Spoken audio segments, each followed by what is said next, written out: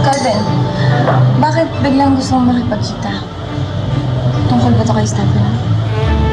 Hindi. Nakiusap sa akin si Daddy para kausapin kita. Bakit? Ano kailangan sa akin ni Tito Giorgio? Gusto kanyang ampunin. Gusto kanyang turing na parang isang tunay na anak. Aling Miranda? Stephanie? Stephanie, kailangan ko ng tulong mo eh. Bakit? Ano pong problema? Baka pwede mong kausapin si Adriana. Baka pwede mo siyang kumbinsihin na sumama na sa akin. Teka. Ayokong maging stepdad si Tito Giorgio. Lalo na yung violent katulad. Adriana, nagbago na si Daddy. Tinalikuran na niya yung mga ginawa niya noon.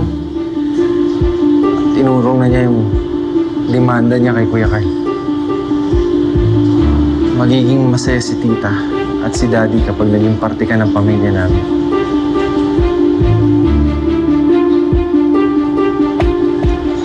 Nakikiusap ako sa'yo.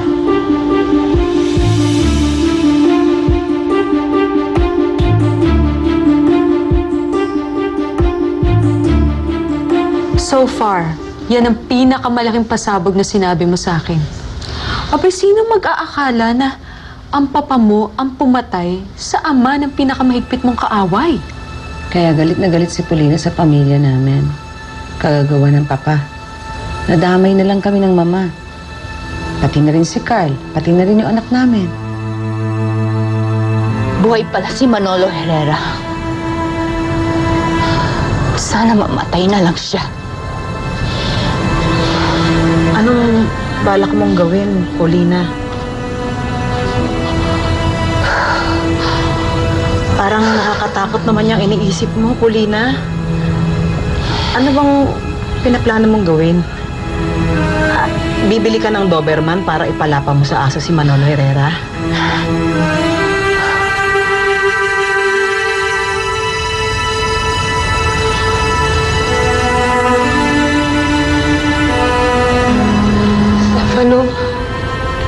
Ano eh,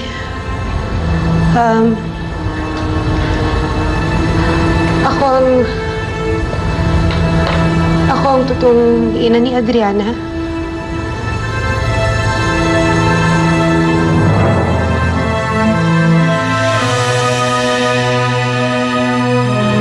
Isipan mo sana.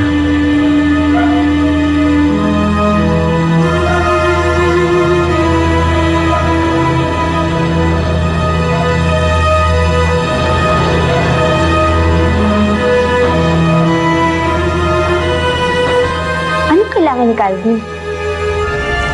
Ngayon, nagpunta siya dito para sabihin sa akin gusto akong ampunin ni Tito Giorgio. Para makumpleto rin yung pamilya nila ni Mom. At hindi yun sinabi sa'yo ng mama mo? Napakaraming sikreto na tinago sa akin ng mama. So ngayon, na alam na ni Paulina na buhay ang papa mo, baka ipakulong niya to. Pakukulong ko sila, Britney. Pakukulong ko siya. At sisiguraduhin ko makaganti ako sa pamilyang Herrera. Wala na akong magagawa. May kasalanan ng papa. Kaya dapat niyang pagbayaran. Pero paano ang mama mo? Hindi yun makakabuti sa kalusugan niya pag nakulong ang papa mo. Really? And, ano sabi mo? Hindi ko alam. Adriana, tanggapin mo na. Hindi ba worried ka na mawala ng kalulugaran? Now, you have one. I guess kahit hindi ka ang tunay na daughter ng Mommy Natalia mo, she still consider you as family. And at least, mamaintain mo yung lifestyle na gusto mo.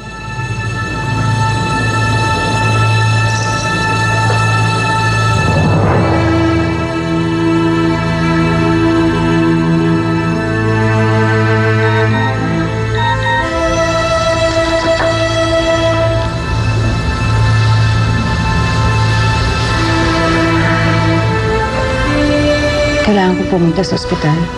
Kakausapin ako ng mama. At ngayon din ang labas niya sa ospital. Sige, mag-iingat ka, Natalia.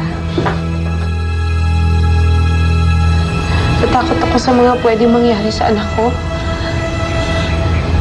Baka masira ang buhay niya. Baka magulo ang buhay niya eh. Baka kung pwede, tulungan mo ako. Baka pwedeng sabihin mo naman sa kanya, tanggapin na niya ako bilang ina niya. Baka pwede mong gawin yun.